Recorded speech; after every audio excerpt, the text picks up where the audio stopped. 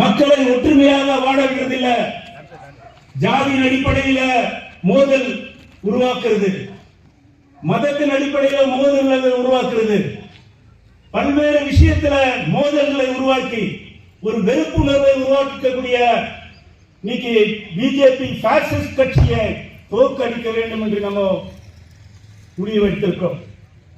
ஏன் பார்த்தோம்னா அவங்களோட இன்னைக்கு பார்த்தோம்னா பெரிய முதலாளிகள், பெரிய பெரிய கார்பரேட்ஸ், பணக்காரர்கள், இன்னைக்கு இந்த மதவாத சக்தியோட பெரிய பணக்காரர்கள் சேர்ந்து இந்த நாட்டுடைய அடித்தளத்தை இன்னைக்கு ஷேக் பண்ணக்கூடிய வகையில் இன்னைக்கு வந்திருக்காங்க. நம்ம நாடு 18வது முறை இன்னைக்கு ஓட்டு போடுறாங்க. முதல் தேர்தல் 1951 நடந்தது. 1951 நடக்கும்போது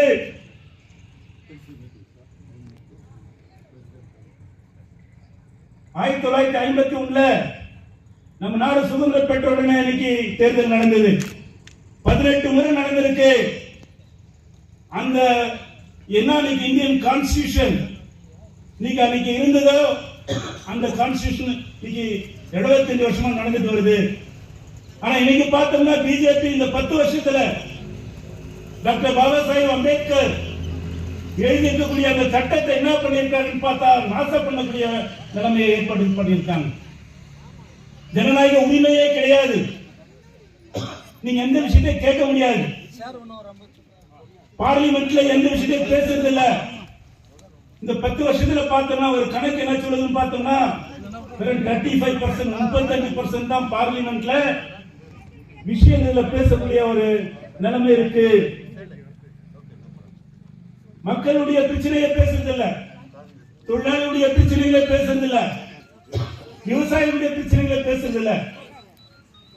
எப்போ பார்த்தாலும் பார்லிமெண்ட்ல தகராறு நடக்குது. எதிர்கட்சியுடைய எம்பி 149 எம்பி அன்னைக்கு சஸ்பெண்ட் பண்ணிட்டாங்க, பார்லிமெண்ட் நடத்த விடுறது. பட்ஜெட் போட்டா அவங்க போடுறதுதான் பட்ஜெட், அது மாதிரி விவாதமே நடக்காது. 2023 பட்ஜெட் என்ன நிலைமைன்னு பார்த்தா பட்ஜெட் அவங்க பார்த்துட்டு பார்லிமெண்ட்ல வாசித்தாலும் கை தட்டினாலும் முடிஞ்சிடுச்சு, அது மாதிரி விவாதமே கிடையாது. இன்னொரு பக்கம் எதிர்கட்சிகள் கேட்டா அவங்க மேல தாக்குதல். ED enforcement directorate, income tax department, இந்த மாதிரி சிபிஐ இவங்க எல்லாம் விட்டு அவங்கள தாக்குறது. நீங்க பாத்தீங்கன்னா முதலமைச்சரை டெல்லி முதலமைச்சரை ஜெயில போட்டுருக்காங்க. சத்தீஸ்கர் எம்பி சீஃப் மினிஸ்டர் இந்த மாதிரி பல பேர் இன்னைக்கு ஜெயில போட்டு அந்த சட்டத்தின் அடிப்படையில மணி லாண்டரிங் கேஸ்ன்ற ஒரு அந்த சட்டத்தை வச்சு ஒரு கேஸ் புக் பண்ணா போதும், அவங்களுக்கு மீண்டும் பெயிலே கிடையாது. நீங்க ஜனநாயக உரிமையை ஜனநாயகத்தை இன்னைக்கு படும் கொடுமையாக பாதிக்கப்பட்டிருக்கக்கூடிய பிஜேபி நிலைமை இன்னைக்கு பார்க்கணும். நம்ம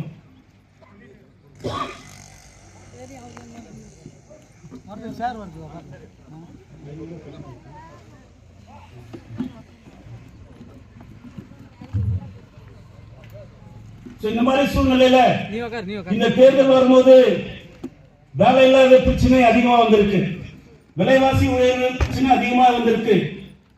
வேலை இல்லாத பிரச்சனை போது நம்ம தலைவர்கள் பேசுவாங்க, நான் கோலார் தங்கவேலுக்கு மட்டும் பேசுறேன். இந்த 10 ஆண்டு ஆட்சியில இன்னைக்கு பிஜேபியில ஓபன் பண்றேன்னு சொன்னாங்க, பிஜேபியில ஓபன் பண்ணல. தங்க சுரங்கம் மூடி 20 வருஷம் ஆகுது. 20 வருஷத்துக்கு முன்ன பார்த்தோன்னா ஒரு 3-4 பேர் வேலை செஞ்சுட்டு இருந்தாங்க. இன்னைக்கு அந்த வேலை இல்லை. ஆனா மோடி வரும்போது என்ன சொன்னார்னா 2 கோடி பேருக்கு இன்னைக்கு வேலை தரேன்னு சொன்னார். பெங்களூர் பொதுத்துறை தொழிற்சாலை, அந்த பொதுத்துறை தொழிற்சாலையில இன்னைக்கு எவ்வளவு பேர் வேலை செய்யறாங்கன்னா நிரந்தர தொழிலாளர்கள் 1100 பேர் தான் வேலை செய்யறாங்க. ஒரு 10 வருஷத்துக்கு முன்னாடி 2014 பார்த்தோம்னா கிட்டத்தட்ட 4000 பேர் வேலை செஞ்சுட்டு இருந்தாங்க. இன்னைக்கு கான்ட்ராக்ட் தொழிலாளர்கள் அதிகமா எடுக்கிறாங்க. ஏன்னா நம்ம ஊர்ல ஐடிஐ படிச்ச வாலிபர்கள் வேலையில பெங்களூர் போகணும், பெங்களூர்ல ஏதோ ஒரு வேலை கிடைக்கும், அங்க போய் கான்ட்ராக்ட் தொழிலாளிகளை சேர்ந்துடுறோம். கான்ட்ராக்ட் தொழிலாளிகளை சேர்ந்துட்டானா அவனுக்கு பிழிஞ்சு எடுத்துறாங்க. காலையில போன சாயங்காலம் வரையும் சரியான வேலை, ஒரு அடிமைதனமான ஒரு கொடூரமான ஒரு வேலையை இன்னைக்கு பண்றாங்க.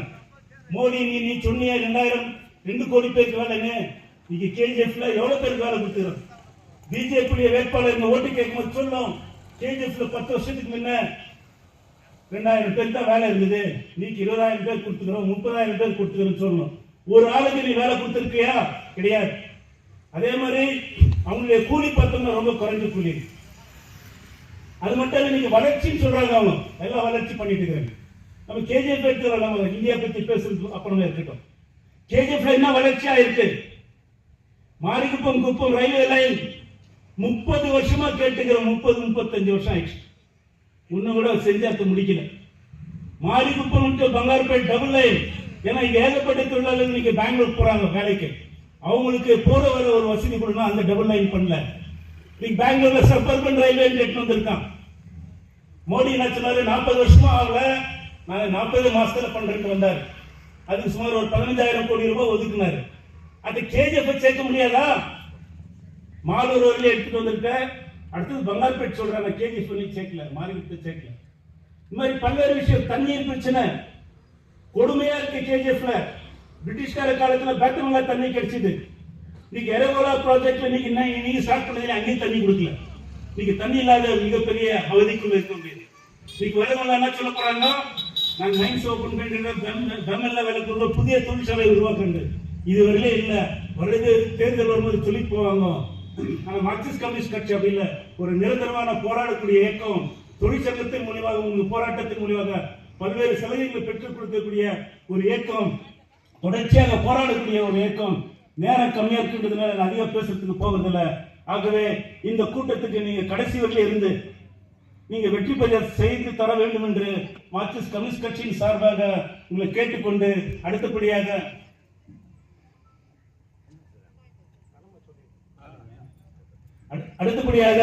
தோழர் தங்கராஜ் அவர்கள் தலைமை தாங்கி நடத்தி தர வேண்டும் என்று கேட்டுக்கொள்கிறேன்.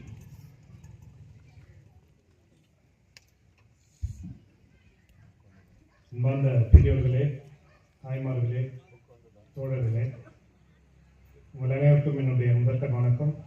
அதே போல இந்த மேடையில் அமர்ந்திருக்கக்கூடிய நம்முடைய சிபிஎம் கட்சியினுடைய மாநில செயற்குழு உறுப்பினர் அருமை தோழர் மீனாட்சி சுந்தரம் மற்றும் மாவட்ட செயலாளர் அருமை தோழர் காந்திநகர் நாராயணசாமி இந்த கூட்டத்தை சிறப்பிக்க வந்திருக்கிறாங்க. ஏற்கனவே வரவேற்புரையிலே தோழர் பல்வேறு விஷயங்களை சொல்லியிருக்கிறார். இப்போ வருகிற 26ஆம் தேதி நாடாளுமன்ற தேர்தல். இந்த நாட்டில் ஆளக்கூடிய அமைப்பு நாடாளுமன்றம். அந்த நாடாளுமன்றத்துக்கு இப்போ நம்ம பல்வேறு சட்டங்கள்லாம் பார்க்குறோம். கடந்த காலங்களெல்லாம் திடீர்னு பல்வேறு சட்டங்கள் வருது. ஒரே நாடு ஒரே தேர்தல், குடியுரிமை சட்டம், இது மாதிரி பல்வேறு சட்டங்கள்.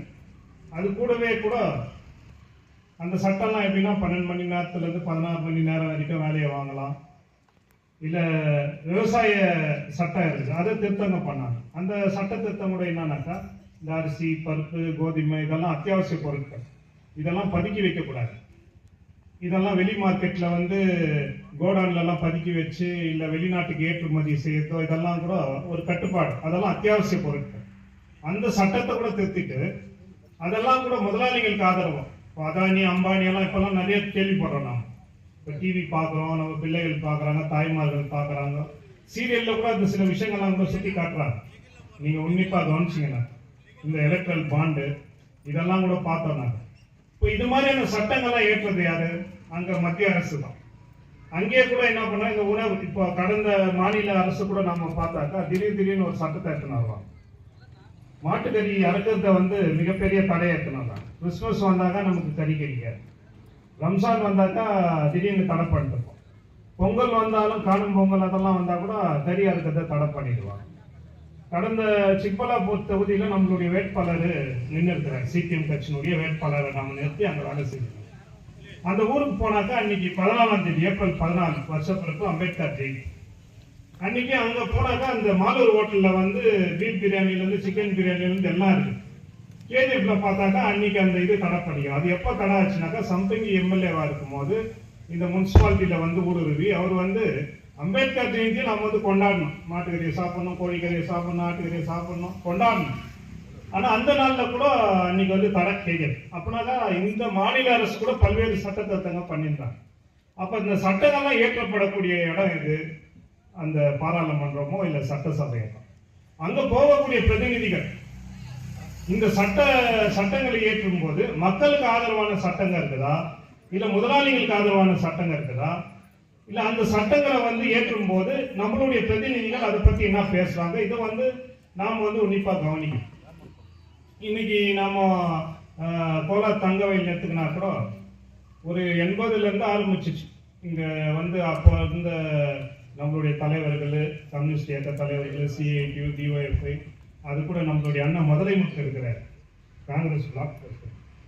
இந்த ரயில்வே லைன் இணைப்பு, குப்பம் மாலிப்போ லைன் இணைப்புக்கு அன்னிலிருந்து போராட்டம் தான்.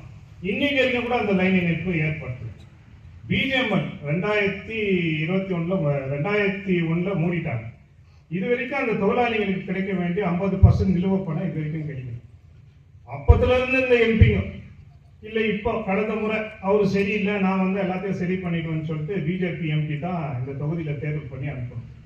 அந்த தொழிலாளிகளுக்கு கிடைக்க வேண்டிய நியாயமான அந்த 50% நிலுவ பணத்தை கூட இது வரைக்கும் பாராளுமன்றத்தில் ஒரு நாள் கூட பேசுனது கிடையாது. அங்க போராடி அவருடைய வேலை எல்லாம் என்ன இருந்துச்சுனாக்கா, இந்த கோலார் கிளாக் டவர் அந்த பச்சை கலர் பெயிண்ட் அடிச்சுன்னா அது முஸ்லீம்கோ, அதை பச்சையா அடிச்சுக்கிறாங்க. அந்த கலரை மாத்தி இந்திய கொடி கலரை நான் அடிச்சிடுறேன். முல்பாகல்ல போறது அங்க இங்கேயோ தனியா இயேசு சிலை ஒண்ணு இருந்துச்சு, அந்த சிலையை இடிச்சு தந்தது, அங்க ஒரு மத கலவரத்தை உருவாக்கு. இங்க கேஜப்ல வந்தா கூட மொய்துன்ற ஒரு காம்ப்ளெக்ஸ் ஆலமரத்துக்கு, வேற எல்லா இடத்துலயும் ரோடு விரிவாக்கத்தை பத்தி அவர் பேச மாட்டார். அங்க முஸ்லீம்கள் அந்த இடத்துல மட்டும் ரோடு விரிவாக்கத்தை பத்தி பேசுவார்.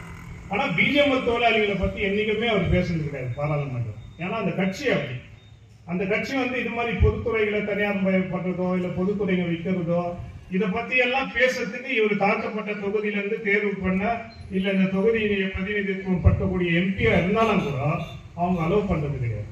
அந்த பாராளுமன்றத்தில் பேசுனதெல்லாம் யாருனாக்கா மார்க்சிஸ்ட் கம்யூனிஸ்ட் கட்சியினுடைய எம்பி ராஜேஷ் எம்பி, அது மட்டும் இல்ல நம்ம தப்பான் சேன் என்ற மார்க்சிஸ்ட் கம்யூனிஸ்ட் கட்சியினுடைய எம்பிகள், சிபிஎம் கட்சியினுடைய எம்பிகள் தான் கோலார் தங்கவயல் பத்திய பிஜேஎம்எல் இருக்கட்டும், ஈவன் பிஎம்எல் தொழிற்சாலையை தனியார் மயம் பண்ணக்கூடாது. கடந்த ஒரு 10 நாட்களுக்கு முன்னால் 10-20 நாட்களுக்கு முன்னால் அந்த கான்ட்ராக்ட் தொழிலாளிகள், பிஎம்எல் கான்ட்ராக்ட் தொழிலாளிகள் அந்த பழிவாங்கலுக்கு உட்பட்டு அந்த தலைவர்களை டிரான்ஸ்பர் பண்ணக்கூடிய நிலைமை ஏற்பட்ட போது அந்த எம்பி எதுவுமே வாய்க்கிறது. இது வரைக்கும் இந்த பகுதியில் இருக்கக்கூடிய பிஎம்எல் கான்ட்ராக்ட் தொழிலாளிகள் கிட்டத்தட்ட 2000-3000 பேர் இருக்கிறாங்க. அவங்களை நிரந்தரம் பண்ணானாக்கா அதை பத்தி பேசுனதே கிடையாது. இங்க இருக்கக்கூடிய நம்மளுடைய சிஐடியினுடைய மாநில செயலாளர் அருமை மீனாட்சி சுந்தர் அவருடைய தலைமையில தான் அவங்களுக்கு வேஜ் டிவிஷன்ல இருந்து அவங்களுடைய நிரந்தரமாக்கணும் அவங்கள இந்த போராட்டம், பல்வேறு போராட்டம் தான் நாம தான் செஞ்சுட்டு இருக்கோம். இந்த தொகுதியினுடைய எம்பி அதை பத்தி பேசுனதே கிடையாது, அதை பத்தி கேட்டதும் கிடையாது. இன்னைக்கு பிஎம்எல் தனியார் மயம் பண்ணக்கூடிய நிலைமை 8000 தொழிலாளிகள் தான். இன்னைக்கு நாம பார்க்கணும், நம்ம வீட்டில் இருக்கிற எல்லா பிள்ளைங்களும் இன்னைக்கு 100 கிலோமீட்டர் அப்பால போறோம். பெங்களூருக்கு போயிட்டு அங்க வேலை செஞ்சுட்டு காலையில 4:30 மணிலிருந்து ஆரம்பிக்கிறோம். 4 மணியில ஆரம்பிச்சிச்சுனாக்கா நைட்டு 11 மணி வரைக்கும் அந்த ட்ரெயின் ஓடினே இருக்கு, ஓயாம ஓடினது. நம்ம வீட்டில் இருக்கக்கூடிய அண்ணன் தம்பி பிள்ளைகள் எல்லாமே கூட ராவும் பகலும் இப்படி போய் வேலை செஞ்சுருக்கோம். பிஎம்எல் தொழிற்சாலையில 8000 நிரந்தர தொழிலாளிகளும் இன்னைக்கு 890-900 தொழிலாளி நிலைமைக்கு வந்து இங்க வேலை கிடைச்சிச்சுனாக்கா நாம அவ்வளவு தூரம் போய் கஷ்டப்பட வேண்டிய அவசியம் என்ன இருக்குது? சரி, இதை பத்தி ஏதாவது என்னைக்காவது பேசி பிஎம்எல் தொழிற்சாலைக்கு புதிய ஆர்டர் வரணும், புதிய அப்பாயின்மெண்ட் கிடைக்கணும், அங்க இருக்கக்கூடிய கான்ட்ராக்ட் தொழிலாளிகள் நிரந்தரம் பண்ணணும், எம்பி பேசி இருக்கிறாங்களா? நாம இந்த கூட்டத்துல வேற எம்எல்ஏகளை பத்தியோ இல்ல முன்னாள் சட்டமன்ற உறுப்பினர்களை பத்தியோ நாம பேச. ஏன்னா நாம சட்டமன்ற தேர்தல் நிற்கும் போது தனிச்சு நிற்கும் போது நம்மளுடைய விமர்சனம் எல்லாரும் மேலேயே இருந்துச்சு. இவங்க என்ன பண்ணாங்க, ஏது பண்ணாங்க, இதெல்லாம் கூட விமர்சனம் இருந்துச்சு. ஆனா இந்த தேர்தல் பொதுவா நாம எல்லாம் ஒன்னா சேர்ந்து இந்த நாட்டுக்கு இருக்கக்கூடிய மிகப்பெரிய ஆபத்து, இந்த நாட்டினுடைய ஜனநாயகத்தை சீர்குலைக்கக்கூடிய, பெண்கள் ஒடுக்கக்கூடிய, தாழ்த்தப்பட்ட மக்களை தாக்கக்கூடிய, தொழிலாளி விவசாயிகளை தாக்கக்கூடிய சட்டங்களை ஏற்றக்கூடிய இந்த மத்திய அரசை பிஜேபி தலைமையிலான இந்த மத்திய அரசை தோக்கடிச்சு புதிய ஒரு ஆட்சி அமைக்கிறதுக்கான ஒரு அடித்தளத்தை மார்க்சிஸ்ட் கம்யூனிஸ்ட் கட்சி தான் ஆரம்பிச்சிச்சு. இன்னைக்கு அது ஒரு இந்திய கூட்டணின்ற ஒரு மிகப்பெரிய அளவுல இன்னைக்கு உருவாயிருக்கு. நான் இந்த விஷயங்களோட, ஏன்னா மாநில தலைவர் பல்வேறு விஷயங்களை பேசுவாரு, நீங்க எல்லாம் அதை கேட்கணும், நம்மளாம் கேட்கணும். இன்னைக்கு முந்தா நேற்று கூட ஒரு டிவி சேனல், யூடியூப் சேனல்ல பேசணும். அதுல கூட நம்ம தாய்மார்கள்லாம் கூட பேட்டி கொடுத்துக்கிறாங்க. இந்த அரசாங்கம் 2000 ரூபாய் கொடுத்துருக்குறாங்க, பஸ் ஃப்ரீயா இருக்குது, கரண்ட் ஃப்ரீயா இருக்குது, இதெல்லாம் கூட அது கூட சிபிஎம் கட்சி வரவேற்று. ஏன்னா மக்களுடைய வரி பணம், இந்த பணம்லாம் எங்கேருந்து போச்சு? நாம் வாங்கக்கூடிய சோப்பு, நாம் வாங்கக்கூடிய பேஸ்ட்டு, நாம் வாங்கக்கூடிய அரிசி, பருப்பு, கோதுமை, சர்க்கரை, நாம் வேலை செய்கிற இடத்துல கட்டக்கூடிய இன்கம் டேக்ஸு, இந்த டைரக்ட் டேக்ஸ், இதெல்லாம் போய் சேர்ந்த வரி பணத்தை வந்து நமக்கு நேரடியாக கொடுக்குறாங்க. கோவிட் டைம்ல கூட சிபிஎம் கட்சி தெளிவாக சொன்னோம், ஒவ்வொரு குடும்பத்துக்கும் 5000 ரூபாய் கொடுங்க, அவங்களுடைய வாங்கும் சக்தி அதிகரிங்க, அப்பதான் அவங்க கையில பணம் இருக்கும். அப்ப இந்த வரி பணம் வந்து மக்களுக்கே சேரணும், நேரடியாக அந்த பணம் வந்து சேருது. தேர்தலுக்கு அப்புறமா அது தொடரணும்னு தான் எங்களுடைய ஒரு கோரிக்கையா இருக்கு. அது வரவேற்கிற அதே நேரத்தில் இந்த ஊர்ல இருக்கக்கூடிய பிரச்சனைகள், கோலார் தங்க வயலா நமக்கு வந்து புதிய தொழிற்சாலைகளை உருவாக்கணும், இந்த தங்கச் சுரங்கத்தை வந்து மறுபடியும் ஆரம்பிக்கணும், அந்த தொழிலாளிகள் கிடைக்க வேண்டிய நிலுவைப் பணத்தை கிடைக்கணும். மிக முக்கியமா இந்த வீடுகள் கிட்டத்தட்ட ஒரு 10,000 வீடு இருக்கு. 2800 வீடுங்க மட்டும்தான் இன்னைக்கு வந்து எஸ்சிபிடி தொழிலாளி அவங்களுக்கு மட்டும்தான் அந்த வீடுகளை சொந்தமாக்குறோம். அது கூட எவ்வளவு? 10க்கு 15, 12க்கு 13. இப்ப மீதி இருக்கக்கூடிய வீடு, ஒரு குடும்பம் பெருசாவது அக்கம் பக்கம் கட்டிக்கணும், அந்த வீடுகள்லாம் என்ன ஆகுது? அந்த இடங்கள்லாம் என்ன ஆகுது? ஆயிரக்கணக்கான உயிர் தியாகம் பண்ணோம். இன்னைக்கு இந்த வெயிலுக்கு வந்து நாம எல்லாம் யோசிக்கிறோம், அந்த கூட்டத்துல உட்கார்றதுக்கும் மட்டத்துல உட்கார்றதுக்கும். 5000 10,000 அடி கீழே நம்மளுடைய அப்பா தாத்தா எல்லாம் போய் வேலை செஞ்சுட்டு வந்தாங்க. அந்த வெயில் எப்படி இருக்கும், அந்த உஷ்ணம் எப்படி இருக்கும், அந்த சூடு எப்படி இருக்கும்? அந்த சூடுல போய் வேலை செஞ்சு இந்த நாட்டுக்கு தங்கத்தை எடுத்து கொடுத்து இந்த நாட்டினுடைய பொருளாதார வளர்ச்சிக்கு வந்து பாடுபட்ட இந்த தொழிலாளிகளுக்கு வந்து ஒரு 20க்கு 30 வீடு கொடுக்க கூட இந்த அரசு தயாராக. இதை பத்தி இந்த எம்பி பேசி இருப்பாரா? இந்த பிஜேபி அரசு இதுக்கான முயற்சிகளை எடுத்து நமக்கு வந்து வீடுகள் சொந்தமாயிருக்குமா? இதை ஏன் சொல்றேன்னாக்கா, தங்க வயல் வந்து நேரடியா மத்திய அரசோட தொடர்பு இருக்கக்கூடிய ஒரு பகுதி. பிஜிஎம்எல் மத்திய அரசு துறை, பிஎம்எல் மத்திய அரசு துறை, ரயில்வே நாம இரட்டை வழி பாதை அமைக்க சொல்லி கேட்கிறோம், குப்பை ரயில் இணைப்பு, இதுவும் மத்திய அரசுக்கு சொந்தமானது. இது மாதிரியான விஷயங்கள் வந்து இன்னைக்கு இந்த இடத்துல புதிய தொழிற்சாலைகள் உருவாக்கணும். எம்எல்ஏ கூட கேட்டுக்கிறாங்க, அந்த நிலத்துல வந்து புதிய தொழிற்சாலைகள் இன்னும் அந்த நிலங்களை கையகப்படுத்தணும்னு. இதெல்லாம் கூட நேரடியாக மத்திய அரசுக்கு நேராக இருக்கக்கூடிய சம்பந்தம். அப்போ இந்த மத்திய அரசுக்கு பாராளுமன்றத்துக்கு அனுப்பக்கூடிய பிரதிநிதிகள் எப்படி இருக்கணும்ன்றது நம்ம இன்னைக்கு குறிப்பாக கவனிக்கணும். அந்த வகையில இன்னைக்கு நம்ம ஊர்ல வந்து பல்வேறு இதுங்கெல்லாம் பாக்குறீங்க. நீங்க சிபிஎம் பார்ட்டி, நாம சிபிஎம் கட்சி வந்து கவுன்சில் எலெக்ஷன் நின்னா நாங்க வந்து நிக்கிறோம். நேரடியா இந்த கட்சியினுடைய கொள்கையை விட்டா வேற எந்த கட்சி கொள்கையும் இதோட உயர்ந்தது கிடையாது. சாதாரண தொழிலாளிகளுக்காக, சாதாரண மக்களுக்காக இந்த தொகுதியில கூட KS Vasan, VM Govindan, TS மணி, சௌரிதாஸ், இன்னும் பல தலைவர்கள் தியாகம் பண்ணி இந்த மக்களுக்காக உயிர் தியாகம் பண்ணி ரத்த வாந்தி எடுத்து சாதாரண மயிற்சி வீட்டுல இருந்து தான் இன்னைக்கு வந்து நாங்க வேலை செஞ்சிருக்கோம். சட்டமன்ற தேர்தலையும் நிற்கிறோம். இன்னைக்கு நீங்க பார்க்கலாம், சில ஏஜென்ட்டுகள்லாம் இந்த பகுதிகளில் வளர்த்திருக்கிறாங்க. அவங்க நேற்று மோகன் கிருஷ்ணா கூட இருந்தாங்க, முந்தா நேற்று பக்தவச்சத்து கூட இருந்தாங்க, அதுக்கு முன்னால ராஜேந்திரன் கூட இருந்தாங்க. இன்னைக்கு வந்து எங்க போறாங்க? இதெல்லாம் ஏன்னாக்கா அடுத்த கவுன்சில் எலெக்ஷன்ல அந்த அம்மா என்ன 3 பேருக்கும் 3 காங்கிரஸ்ல 3 டிஃபர்மா கொடுக்க முடியும் இந்த தொகுதியில. எப்படி அதுக்கான வாய்ப்புகள்? அந்த முதலமைச்சர் கூட இருக்கிற இவங்க எல்லாம் என்ன பண்ணுவாங்கன்னாக்கா, இந்த கவுன்சில் எலெக்ஷன் நிற்கும் போது இந்த பகுதியில் வந்து காங்கிரஸ் வந்து நிக்க வைக்க மாட்டாங்க. இந்த தொகுதி சிபிஎம் ஒரு தொகுதி, அந்த தொகுதி அவங்களுக்கு தான் இருக்கணும்னு சொல்லிட்டு முடிவு பண்ணுவாங்க. அதை கூட அவங்க உணரணும். இப்போ மத்தியிலையும் மாநிலத்திலையும் காங்கிரஸுக்கு நாங்க வந்து சில விஷயங்கள்லாம் சொல்றோம். இந்த கொள்கை வந்து உங்களது கூட சரி கிடையாது, நீங்க திருத்திக்கணும், நீங்க மாத்திக்கணும். இதே கொள்கையை வந்து நீங்க என்ன ஆம வேகத்துல போறீங்க, பிஜேபி வந்து முயல் வேகத்துல போறான் இந்த கொள்கைகள் வந்து அமல்படுத்துறதுக்கு. நீங்களே இந்த கொள்கைகள் அது ஒரு பக்கம் விமர்சனம் இருக்கு. நம்ம கில்பர்ட்ஸ் பகுதி, நம்ம பகுதிங்க, இந்த மைசூர் மைன்ஸ் இந்த பகுதியிலெல்லாம் நாம வந்து தெளிவா இருக்கணும். இன்னைக்கு வருவாங்க அவங்க, சில பேருக்கு காசு வாங்கி கொடுத்து தேர்தலை நடத்தணும், காசுங்களை நம்ம கையில கொடுத்து நாம கொடுக்கணும், இது அவங்களுடைய குறிக்கோள். இதெல்லாம் கூட நீங்க இந்த நேரத்தில் இந்த அரசியல் மாநாட்டில் வந்து நீங்க தெளிவா இருக்கணும்ன்றதையும் கூட இந்த நேரத்தில் சொல்லிக்கொண்டு, தேர்தல் வரும், கொள்கை ரீதியா நம்மளுடைய அடிப்படை பிரச்சனைகள், நம்மளுடைய வாழ்வாதாரம், இந்த பிரச்சனைகள் அடிப்படையில வந்து நீங்க வாக்களிக்கணும். அந்த வகையில இன்னைக்கு இருக்கக்கூடிய இந்த வரக்கூடிய தேர்தலில் கூட சிபிஎம் கட்சி கர்நாடக மாநிலத்தில் நாம ஒரு தொகுதியை விட்டு மற்ற தொகுதிகள் எல்லாம் வந்து இன்னைக்கு காங்கிரஸ் கட்சிக்கு ஆதரவு தெரிவிக்கின்ற வகையில இன்னைக்கு நாங்க வந்து வேலை செஞ்சிருக்கிறோம். ஏன் வேலை செய்யறோம்னாக்கா அதெல்லாம் எங்களுடைய மாநில தலைவர் சொல்லுவாங்க. இன்னைக்கு ஏன் இது மாதிரியான ஒரு முடிவை நாம எடுத்திருக்கிறோம், இந்தியாவில் இருக்கக்கூடிய பிரச்சனைகள் என்ன, ஆபத்துகள் என்ன, மக்களுடைய அடிப்பிரச்சனைகள் என்ன, நீங்க தயவு செய்து தலைவர்கள் பேசுற வரைக்கும் டைம் கொடுத்து இருக்கிறது 6 மணி, எலெக்ஷன் கமிஷன். அதுக்கு மேல எலெக்ஷன் கூட்டம் நடத்த முடியாது. அந்த டைம் வரைக்கும் நீங்க தயவு செய்து நீங்க நின்று நம்மளுடைய விஷயங்கள், இந்த தேர்தல்னாக்கா நாமெல்லாம் பாக்குறோம் இல்லைங்களா, ஒரு தேர் மாதிரி ஒரு திருவிழா மாதிரி பணம் பட்டுவாடா பண்ணிக்கின்னு பூத்துங்களை போட்டுக்கின்னு அதுக்கான காசுங்களை வாங்கிக்கின்னு ஜனங்களை வந்து அங்க போறது 300 ரூபாய் கொடுத்தாக்கா அதுல ஒரு 100 ரூபாய் கமிஷன் எடுத்துக்கின்னு 200 ரூபாய் கொடுக்கறது, இல்ல உங்களுக்கு பணமே கொடுக்காது ஏமாத்தி மொத்தத்தையும் போட்டுக்கிறது, இதெல்லாம் கிடையாது தேர்தல். நாம வந்து தெளிவா சொல்லக்கூடிய இந்த அடிப்படை விஷயங்களை வந்து நீங்க தயவு செய்து கேட்கணுன்றத இந்த நேரத்தில் சொல்லிக்கொண்டு, அடுத்தபடியாக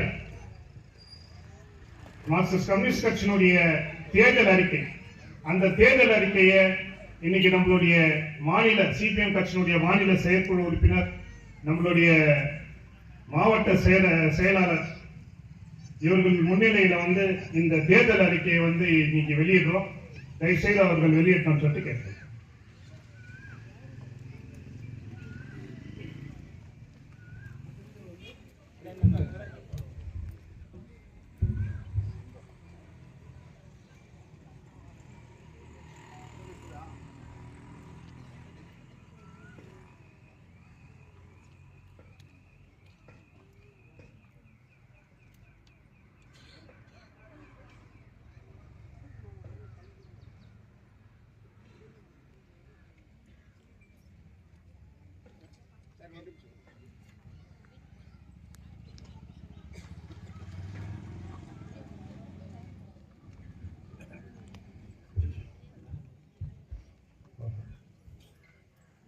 அன்பார்ந்த தோழர்களே, பெரியவர்களே, தாய்மார்களே,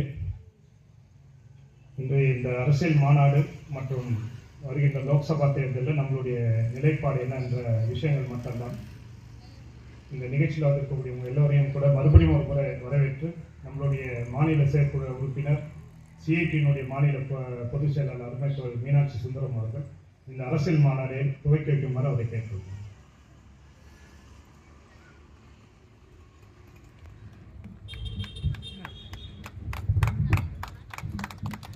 மார்க்சிஸ்ட் கம்யூனிஸ்ட் கட்சியின் இந்த அரசியல் மாநாட்டை தலைமையில் நடத்தி கொண்டிருக்கக்கூடிய தோழர் தங்கராஜ் அவர்களே, மார்க்சிஸ்ட் கம்யூனிஸ்ட் கட்சியின் கோலார் மாவட்ட செயலாளரான தோழர் காந்திநகர் நாராயணசாமி அவர்களே, தோழர் பாபு அவர்களே, ஸ்ரீனிவாசன் அவர்களே, ஆனந்த் அவர்களே மற்றும் மேடை இருக்கும் எல்லா தோழர்களே, நிறைவேறக்கூடிய தோழர்களே, பெரியவர்களே, தாய்மார்களே, 26ஆம் தேதி எலெக்ஷன் ஓட்டு போட போகிறோம். நாங்கள் இந்த ஒரு கூட்டத்தை நடத்தி உங்கள்கிட்ட சில விஷயங்களை சொல்லணும் அப்படின்னு முடிவு பண்ணோம். அது முக்கியமாக இந்த தேர்தல் எவ்வளோ முக்கியமானது. இந்த தேர்தலில் இது வரைக்கும் எத்தனையோ தேர்தலில் ஓட்டு போட்டிருப்பீங்க. ஆனால் இந்த 2024 தேர்தல் என்ன இருக்கு, இதில் நம்ம ஓட்டு போட வேண்டிய அவசியத்தையும், ஓட்டு போடும்போது நம்ம இதெல்லாம் கவனத்தில் வச்சுக்கணும் அப்படிங்கிறதையும் கூட உங்களோட பகிர்ந்துக்கணும் அப்படிங்கிறதுக்காக இந்த கூட்டத்தை நாங்கள் நடத்திட்டு இருக்கோம். அவங்களோட பேச வரும்போது எனக்கு ஒரு நிகழ்ச்சி ஞாபகத்துக்கு வருது. ஒரு 2-3 மாதத்துக்கு முன்னால் ஒரு பொருளாதார வல்லுநர், அவர் நிறைய புஸ்தகங்கள் எழுதியிருக்கார். அவர் பூனால ஒரு இன்ஸ்டியூட்டில் போய் பேசியிருக்கார். பேசி முடிச்ச உடனே அங்கேருந்து ஒருத்தர் கேட்டாங்களா அவர்கிட்ட, நீங்கள் எப்போ பார்த்தாலும் இந்த மோடி கவர்மெண்ட்டை விமர்சனம் பண்ணிகிட்டே இருக்கீங்களே, அவங்க என்ன பண்ணாலும் தப்புன்னு சொல்கிறீங்களே, நல்லதாக சொல்கிறதுக்கு ஒன்றும் இல்லையா அப்படின்னு கேட்டாங்களா அவர்கிட்ட.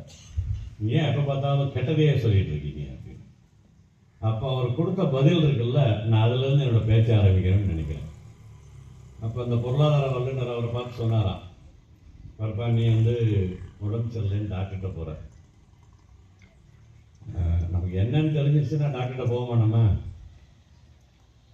இதான் நமக்கு வியாதின்னு தெரிஞ்சால் நம்மளே ஏதாவது மருந்து சாப்பிட்ருவோம், தெரியாதப்போ தான் டாக்டர்கிட்ட போவோம்.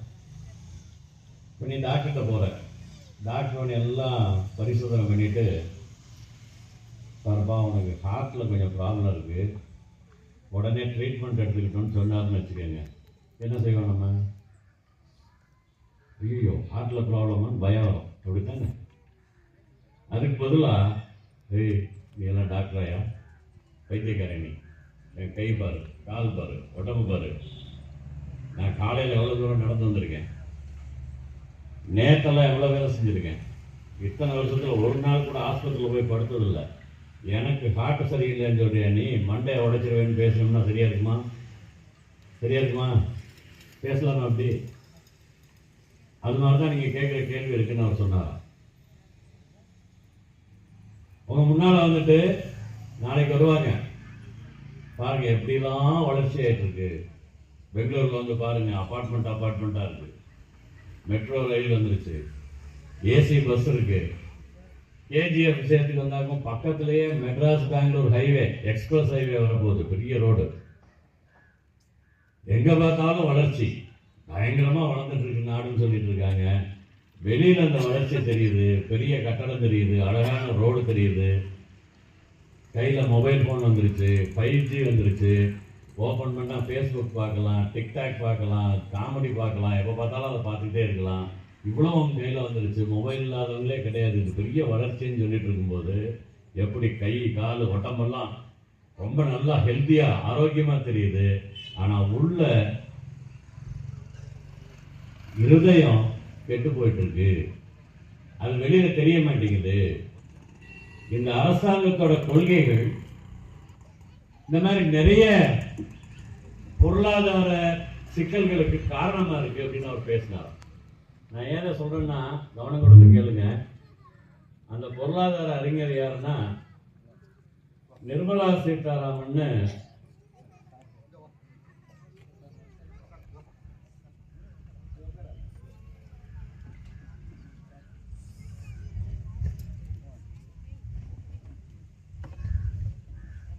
நிர்மலா சீதாராமன் ஒரு அமைச்சர் இருந்தாங்க, தெரியுங்களா உங்களுக்கு? நிதி அமைச்சர். 10 வருஷம் மோடி அரசாங்கத்தில் நிதி அமைச்சராக இருந்தாங்க. தமிழ்காரங்க. அவங்களோட ஹஸ்பண்ட் தான் அதை சொன்னது. யாரு? நிர்மலா சீதாராமனோட கணவர். இப்போ நான் முதல்ல சொன்னால அவர் சொல்லியிருக்காரு, நாட்டோட பொருளாதாரம் உளுத்து போயிட்டு இருக்கு. அவர் ஒரு புஸ்தகமே எழுதிட்டார், crooked timber, Indian economics crooked timber. இது வளைஞ்ச மரக்கட்டை, பிரயோஜனத்துக்கு வராது அப்படின்னு ஒரு புஸ்தகமே எழுதியிருக்காரு. இப்போ நம்ம இதெல்லாம் சொன்னோடனே சாதாரணமாக சாட்சி ஆதாரங்கள் கேட்பாங்க. நம்ம ஒவ்வொன்றா பார்ப்போம். ஒரு 10-15 நிமிஷம் அவங்களுக்கு சொல்கிறேன். ஏன் இந்த தேர்தல் முக்கியம் நீங்கள் தெரிஞ்சுக்கணும். வெளியில் வளர்ச்சின்னு சொல்லிட்டு இருக்கும்போது உள்ளுக்குள்ள உளுத்து போயிட்டு இருக்கு நம்ம நாட்டோட பொருளாதாரம். $5 trillion சொல்லுவாங்க. நான் பாருங்க, இதெல்லாம் பேசினா நமக்கு புரியாது. நம்ம ஏதாவது ஒரு வடிவேல் காமெடி மாதிரி ஏதாவது சொன்னா நம்ம எல்லாம் சத்தம் போட்டு சிரிச்சிருவோம். ஆனா சாப்பாட்டுக்கு வழி இல்லாம இந்த நாட்டில் இருக்கக்கூடிய பல கோடி மக்களை வறுமையில உழலக்கூடிய விதமா செஞ்ச அரசு இது கடந்த 10 வருஷங்கள்ல. அதுக்கு என்ன சாட்சி? சாதாரணமாக எல்லாரும் பேசுவாங்க, கேஸ் விலை ஏறிடுச்சு, அது ஏறிடுச்சு, இது ஏறிடுச்சு, எல்லாம் அவங்களுக்கு தெரியும். நான் திருப்பி சொல்ல போறதில்லை. ஆனால் ஒரு சில தெரியாத விஷயங்களை உங்களுக்கு சொல்ல விரும்புகிறேன்.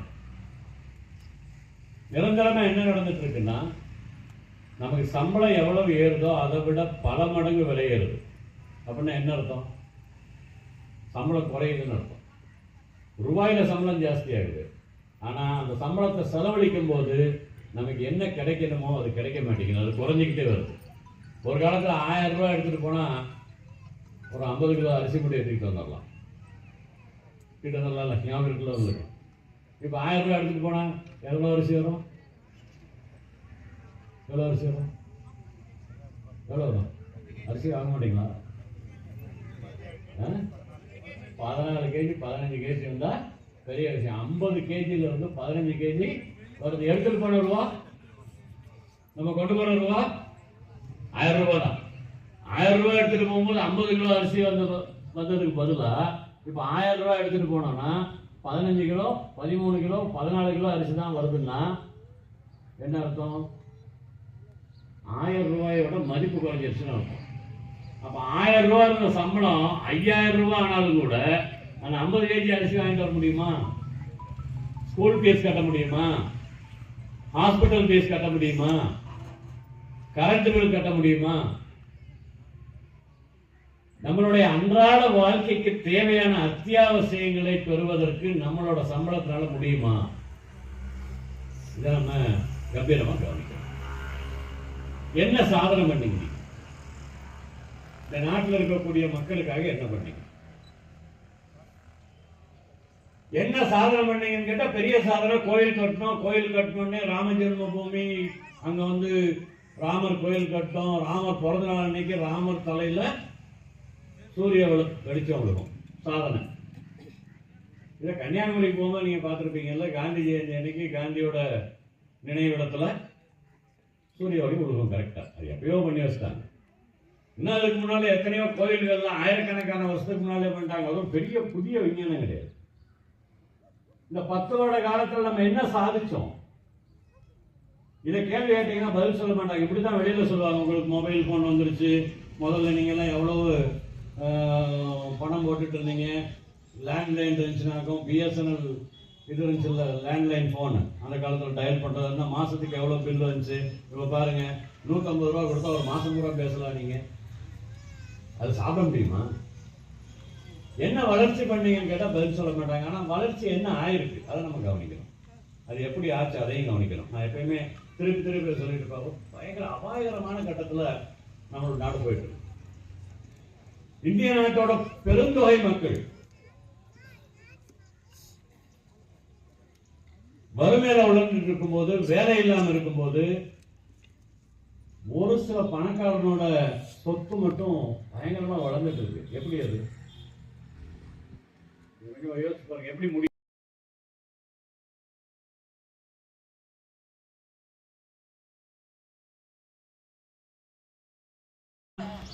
பேசி காலங்களிக்கிறது இல்ல, இந்த நாடு எப்படி இருக்கணுங்கிறதுக்காக சட்டங்கள் ஏற்றுறவங்க.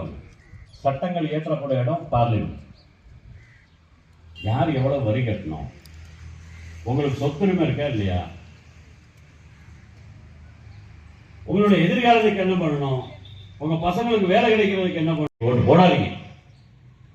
அதுக்கு மாற்றா கர்நாடகாவில் வேற வழியே இல்லை, காங்கிரஸ் ஓட்டு போடுங்க. இந்த கனடாவில் ஒரு பாட்டு வந்துருந்துச்சு, நீங்க கேட்டீங்களான்னு தெரியாது. கன்னட பாட்டு தான் கேட்பீங்களா? என்ன எண்ணெய் நின்று ஊட்ட நண்டு, இல்லை ஊட்ட நண்டு எண்ணெய் நின்று, தெரியுமா? கேட்டுக்கீங்களா பாட்டு? சாப்பாடு ஒண்ணுது, சாராயம் என்னது, இல்லை சாராயம் என்னது, சாப்பாடு ஒண்ணுது, செலவு ஒண்ணுது, இப்படி மாத்திக்கீங்க. அது மாதிரி ஒரு கூட்டணி எது? Congress JDS, sorry BJP JDS. BJP JDS என்ன கூட்டணி? தேவேகவுடோட மருமக எலெக்ஷன் நினைப்பாராம். எங்க பெங்களூர் ரூரல் தொகுதியில தேவேகவுடோட மருமக டாக்டர் எலெக்ஷன் நினைப்பாராம். ஆனா சிம்பிள் மட்டும் தாமரையா. கூட்டணி போய் சேத்துல முழுகிட்டாங்க. செக்யூலர் ஏன் பேர் வச்சுக்கணும்? வேற வாய்ப்பு இல்லை, காங்கிரஸ் தவிர வேற வாய்ப்பு இல்லை. அதனால மார்க்சிஸ்ட் கம்யூனிஸ்ட் கட்சி இந்த முடிவெடுத்திருக்கு. மறக்காம 26ஆம் தேதி நீங்க ஓட்டு போடுறது மட்டும் இல்லாம நான் சொல்ல முயற்சித்த சில விஷயங்கள் என்ன இருக்கு அதை மக்கள் மத்தியில் சொல்லுங்க. ஒரு மிகப்பெரிய அளவுல விவசாயிகளுக்கும் தொழிலாளிகளுக்கும் சாதாரண ஏழை மக்களுக்கும் வாழ்வாதாரங்களையே நாசம் பண்ணக்கூடிய இந்த அரசை தோக்கடிச்சு ஆகும். அதோட இன்னொரு முக்கியமான விஷயம், கேஜிஎஃப் சம்பந்தப்பட்ட மாதிரி, இப்ப நீங்க இருக்க இடம் இது எவ்வளவு நாள் உங்க கையில் இருக்குன்னு தெரியல. ஒவ்வொருத்தர் வந்து ஒன்று சொல்லிட்டு இருக்காங்க, நாங்க நிரந்தரமா போராட்டம் பண்ணிட்டு இருக்கோம், பட்டா பண்ணி கொடுக்கணும் அவங்களுக்கு. பிஜிஎம்எல் மூடியாச்சு. பிஜிஎம்எல் இடத்தை மெட்ராஸ் பெங்களூர் எக்ஸ்பிரஸ் ஹைவே வர்றதுனால இதை பூரா ஒரு பெரிஃபரல் சிட்டிஸ் பண்ணணும். அது ஒரு ஸ்கீம் இருக்கு அவங்களுக்கு. இதை பூரா கையகப்படுத்தி தொழிலகமா மாற்றணும், இண்டஸ்ட்ரியல் எஸ்டேட்டா மாற்றணும் அப்படின்னு முயற்சி பண்ணிட்டு இருக்காங்க. உங்களை பூரா இங்க இருந்து காலி பண்ண வைப்பாங்க. இதுல எந்த விதமான தயவு தாட்சியம் இல்லாம இருக்கும் அந்த அரசாங்கம். மோடி அரசாங்கம் வந்ததுன்னா நீங்க இடத்த காலி பண்ணணும், அது மறந்துடாதீங்க. அதுக்கு பதிலாக நம்ம என்ன கேட்டிருக்கோம்? பிஜிஎம்எல் ஆரம்பி, பிஜிஎம்எல் காப்பாத்து. பொதுத்துறை நிறுவனங்கள் விற்கக்கூடாது. இது நம்மளோட நிரந்தரமான போராட்டம். ஆனா பொதுத்துறை நிறுவனங்களை வித்தே ஆவோங்கிறது அவங்களோட இது. நான் 2-3 விஷயம் மட்டும் ஜஸ்ட் டைம்ல என்னன்னு சொல்லிடுறேன். முதல்ல பிரைவேடைசேஷன் நாங்க முடியல, அதுக்கப்புறம் பைபேக் நான் எக்ஸ்பிளைன் பண்ண போகல. அது பெரிய சிக்கலான ஒரு பொருளாதார கோட்பாடு. அதுக்கப்புறம் ஸ்ட்ராட்டஜிக் சேல்னு சொன்னாங்க, இப்போ அதை விட்டாங்க. National monetisation pipeline. இதெல்லாம் புரியாதனால கேட்டு வச்சுக்கோங்க, நாளைக்கு உபயோகமாக உங்களுக்கு கேட்குறது. என்னன்னா இந்திய அரசாங்கத்தோட பொது சொத்துக்கள் என்ன இருக்கு, அதை பணம் பண்றது எப்படின்னா விற்கிறது இல்ல, தனியார் முதலாளி கொடுத்துறது. அவன் வாங்கணும்னு அவசியம் இல்லை, முதல்ல கொஞ்சம் பணம் கொடுத்துருவான், அதுக்கப்புறம் அதுல இருந்து என்ன வருமானம் இருக்கோ அதை எடுத்துக்கிடுவான். நேஷனல் ஹைவேல டோல் கலெக்ஷன் பண்றதுல ஆரம்பிச்சு இந்தியாவோட எல்லா துறைமுகங்கள், ரயில்வே நிலையங்கள் எல்லாத்தையும் தனியார் கொடுத்துருவான்.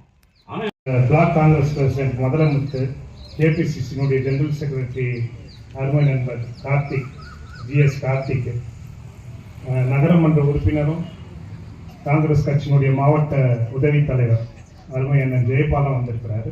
எல்லாம் ஒரு 5 நிமிஷம் 2 நிமிஷம், 5 நிமிஷம் தான் கார்த்திக் 2 நிமிஷம் தான் சொல்லிக்கிறாரு. அது மாதிரி வெறும் 20 நிமிஷம் நாமெல்லாம் இங்கே உட்காந்து இந்த கூட்டத்தை முடிக்கணும். இறுதியாக நம்மளுடைய மாவட்ட செயலாளரும் பேசுவார். அடுத்தபடியாக நம்முடைய அண்ணன் முதலைமுத்து அவர்கள் ஒரு 5 நிமிஷம் பேசணும்னு கேட்டோம். வணக்கத்துக்குரிய சகோதர சகோதரிகளே, இங்கு வருகை தந்துள்ள மாநில தலைவர், சிபிஎம் தலைவர் அவர்களே, பாபு அவர்களே, தங்கராஜ் அவர்களே, இங்கு வருகை தந்துள்ள திரு கார்த்தி, கேபிசிசியினுடைய ஜெனரல் செக்ரட்டரியும் இந்த தொகுதியினுடைய அப்சர்வருமான எனது நண்பர் கார்த்தி அவர்களே, ஜெய்பால் அவர்களே மற்றும் பாபு அவர்களே, வருகை தந்துள்ள சேகர் அவர்களே, பிஎம்டபிள்யூடைய தலைவர் சாரங்கபாணி அவர்களே, திரளாக வந்துள்ள உங்கள் அனைவருக்கும் காங்கிரஸ் கட்சியின் சார்பாகவும் எனது சார்பாகவும் வணக்கத்தை நான் தெரிவித்துக் கொள்கின்றேன். ஐயா அவர்கள் in detail everything he explained.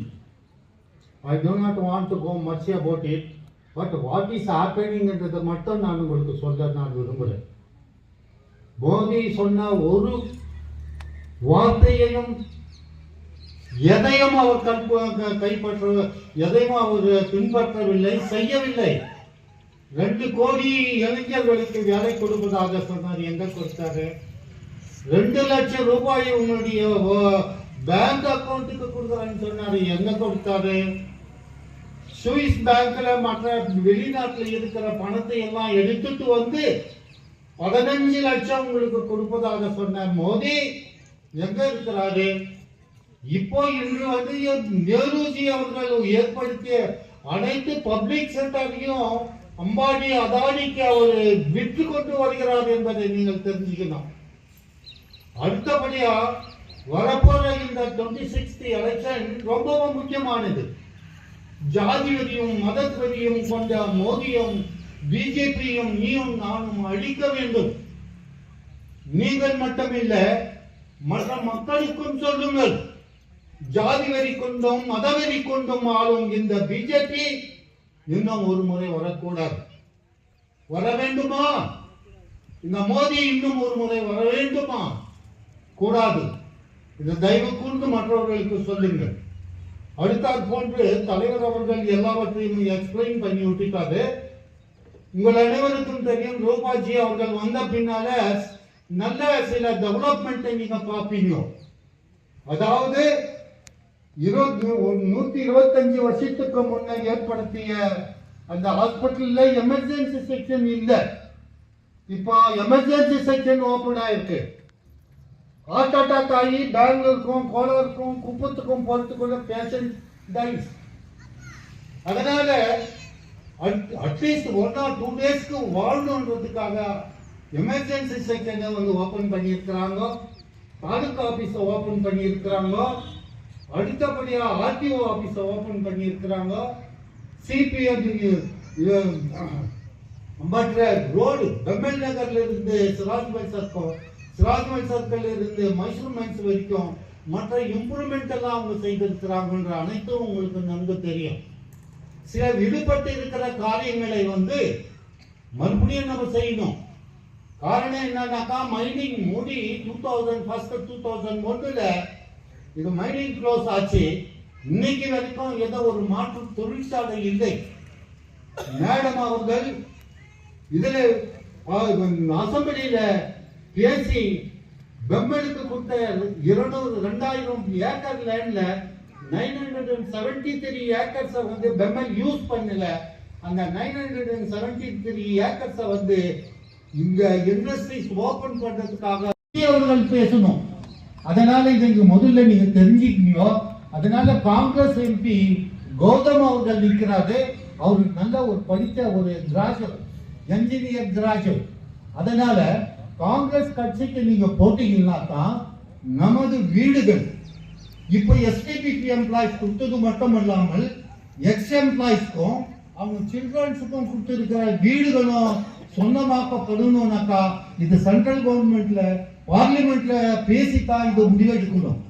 அதனால தயவு செய்து இந்த வரப்போற 26 இந்த எலெக்ஷன்ல, பாராளுமன்ற எலெக்ஷன்ல நம்பர் 1 கௌதம் அவர்களுக்கு உங்களுடைய பெருவாரியான வாக்குகளை தாருங்கள். மற்றவர்களுக்கும் இன்ஃபர்மேஷனை தந்து இன்னும் ஒரு முறை இந்த ஜாதிவெறி மதவெறி கொண்ட மோடியும் ஆர்எஸ்எஸும் பிஜேபியும் வரக்கூடாது என்பதை நீங்கள் தெளிவுபடுத்திக் கொள்ள வேண்டும் என்று கூறி எனது சிறிய ஒரு உரையை முடிக்கிறேன். வணக்கம், நன்றி. இன்னும் 10 நிமிஷம் தான் இருக்குது. தயவுசெய்து உட்கார்ந்து கேட்டுக்கொண்டு அண்ணன் பேசியிருக்கிறார்.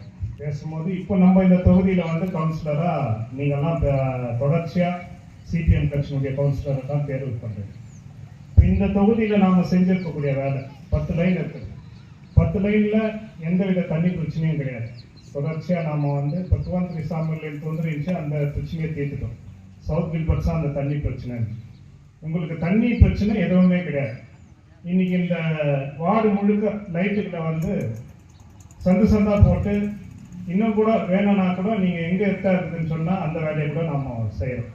இன்னைக்கு சாலை வசதிகள் எல்லாம் இன்னைக்கு வெஸ்கில் பட்ஸ் வந்து கோஷா லைனு, நம்ம டிஎஸ்எஃப்ல இருந்து அன்காக்ஸ் இந்த பக்கத்துல இருந்து மிஷின் பிளாக் வரைக்கும் அந்த ரோடு கூட நகரோத்னா ஸ்கீம் தான் சாங்ஷன் ஆகிக்குது. இன்னும் இந்த 1 மாசம் 2 மாசம் ஜூன் 4க்கு அப்புறம் அந்த வேலையை நடக்கும். சுகாதாரம் சுத்தம் பண்றது, குப்பை அள்ளுறது, இந்த வேலைங்கெல்லாம் கூட பண்றோம். அண்ணா இதெல்லாம் எனக்கு குறிப்பிடணும். உங்களுக்கு எந்த நேரத்துல கூப்பிட்டாலும் நம்மளுடைய தோழர்கள், வாட்டர்மேனு, வாட்டர் உமனு, கவுன்சிலரா உங்களுக்கு பணிவா பதில் சொல்லி உங்களுடைய வேலைகளை வந்து நாங்கள் தொடர்ந்தாற்போல் உங்க அன்றாட வேலைகளை வந்து உங்களோட இருக்கோம். வேற சில பேர் கூட இப்போ உருவாயிருக்கிறாங்க. தம்ம வச்சாக்கா உங்களுக்கு ஆதார் கார்டு தம்ம வைக்கணும், 50 ரூபாய் கொடுங்க. ரேஷன் கார்டு பண்ணனா வாங்க வீட்டுக்கிட்ட தம்ம வைங்க, உங்களுக்கு டைலரிங் மிஷின் வாங்கி கொடுத்துட்றேன். இது மாதிரி சில ஏஜென்ட் வேலைகள்லாம் செஞ்சுருக்கிறாங்க. நீங்க அதை வந்து புரிஞ்சுக்கணும். ஏற்கனவே இந்த ஃப்ரீ லோன் எல்லாம் வாங்கி கொடுக்குறேன்னு எல்லாம் ஏமாத்திட்டு ஓட்டாங்க. சவுத் கில்பர்ட்ஸ்ல இன்னைக்கு 30 பேருக்கு லோன் பிரச்சனை. எல்லாம் ஃப்ரீ லோனு வட்டி இல்லாத வாங்கி கொடுக்குறான் பேங்க் ஆஃப் பரோடான்னு சொல்லிட்டு அவங்களுடைய ஏடிஎம் எல்லாத்தையும் அவங்க வாங்கிக்கின்னு கிட்டத்தட்ட ஒவ்வொருத்தர் மேலேயும் 15,000-20,000 ரூபாய் பல்லாச்சுன்னு போயிட்டாங்க. இன்னைக்கு எல்லாத்தையும் கேஸுக்கு நாங்கள் தான் போயிருந்தோம் எஸ்பி ஆஃபீஸ்க்கு. அது மாதிரியான நிலைமைகளெல்லாம் கம்யூனிஸ்ட் இயக்கம் இருக்கக்கூடிய கில்பர்ட்ஸ் பகுதியில் தெளிவாக இருக்கக்கூடிய நீங்கள் வந்து அதை மனசில் வைக்கணும். அது கூடவே மதிப்புக்குரிய எம்எல்ஏ அவங்க செய்கிற நல்ல வேலைகளெல்லாம் நாங்கள் வரவேற்போம். இன்னைக்கு ஒரு மைனாரிட்டி ஸ்கீம் முனிசிபாலிட்டி இல்லாத தனியாக வந்திருக்கு. நம்ம தலைவர்கள்லாம் கூட இருக்கிறாங்க. அந்த அம்மா கவுன்சிலர் ஆளுங்களும் அந்த இருக்கக்கூடிய கட்சி தலைவர்கள் இல்லை பிஜேபி விஷயம் சிஐடியினுடைய தலைவர்கள் இருக்காங்க. அவங்கள அணுகி பேசணும். ஒரு பாரம்பரியமிக்க தொகுதி, ஒரு 10 வருஷமா அந்த அம்மாவுக்கு இந்த பகுதி அறிமுகம். ஆனால் இந்த பகுதியில் அந்த ஜெய்பாலனுக்கு ரொம்ப நல்லா தெரியும் இந்த மண்ணினுடைய விஷயம், இது எல்லாமே தெரியும். அப்போ ஆரம்பமே சிஐடி போயிடுச்சாங்க. அவங்க நம்மள அணுகிறது கிடையாது, நம்மள வந்து கன்சல்ட் பண்றது கிடையாது. அது நீடிக்காது. 10 வருஷம்லாம் அதே மாதிரி தான் நம்ம ஏரியாவை டிஸ்டர்ப் பண்ணோம், தொடர்ந்தாலும் டிஸ்டர்ப் பண்ணணும். கடைசியில் அவங்களுடைய நிலைமை என்ன ஆச்சுன்றது நம்மளுக்கு ஒரு பாடமா அவங்க எண்ணணும். அதை நம்ம மதிப்புக்குரிய தலைவர்கள்லாம் கூட அவங்களுக்கு எடுத்து வைக்கணும். கம்யூனிஸ்ட் இயக்கம்ன்றது வந்து இன்னைக்கு சின்னதானாலும் கூட அது சின்னதாவது சந்தோஷப்பட வேண்டியது. தலைவர் மீனாட்சி சுந்தரம் சொல்ற மாதிரி இந்த இயக்கம் வளர வளரதான் நம்மளுடைய வாழ்க்கையோ செம்மையாகும்.